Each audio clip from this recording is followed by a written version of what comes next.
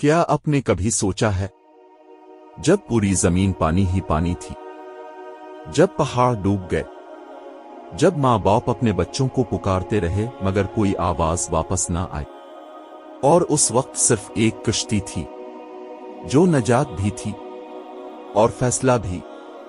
حضرت نوح علیہ السلام دن میں بلاتے، رات میں سمجھاتے، اونچی آواز میں بھی، خاموشی سے بھی، مگر قوم ہنستی رہی، کانوں میں انگلیاں ڈال لیتی، کپڑوں میں منہ چھپا لیتی۔ میں نے جتنا انہیں بلایا اتنا ہی وہ بھاگتے رہے۔ قرآن۔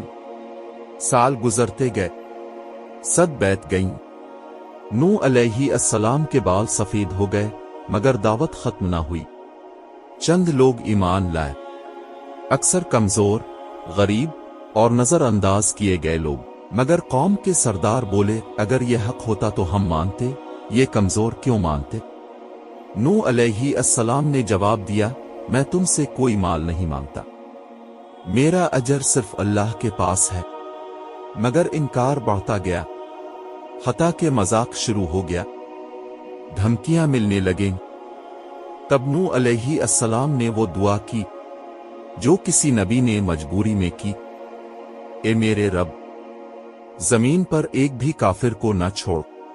یہاں فیصلہ ہوا، آسمان خاموش تھا مگر حکم اتر چکا تھا۔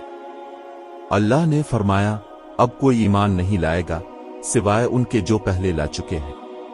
پھر حکم آیا، ایسا حکم جو عقل سے بالاتر تھا، کشتی بناؤ ہماری نگرانی میں، ہماری وحی کے مطابق۔ نوح علیہ السلام نے کشتی بنانا شروع کی، خشک زمین پر، کھلے میدان میں۔ قوم ہنسی، تالی بجائیں، کہنے لگے نبی ہو یا بڑھئی، پانی کہاں ہے؟ نوح علیہ السلام خاموش رہے، کیل ٹھونکتے رہے، لکڑی جوڑتے رہے۔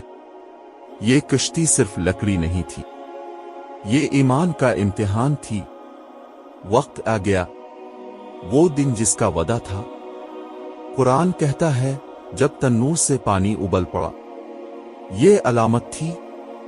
زمین پھٹنے لگی، آسمان کھل گیا، بارش صرف برس نہیں رہی تھی، ٹوٹ رہی تھی۔ نوح علیہ السلام کو حکم ملا ہر جانور کا ایک جوڑا سوار کرو، اور اپنے اہل کو، سوائے اس کے جس پر فیصلہ ہو چکا ہے۔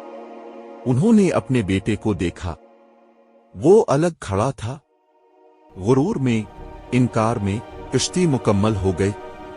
تمام ایمان والے اور جانور کشتی میں سوار ہوئے۔ باہر پانی بڑھ رہا تھا، زمین پھٹ رہی تھی، آسمان سے پانی توڑ کر گر رہا تھا۔ یہ منظر انتہائی طاقتور اور روحانی تھا۔ نوح علیہ السلام کی صبر اور ایمان نے انہیں اور ان کے ساتھیوں کو نجات دلائی۔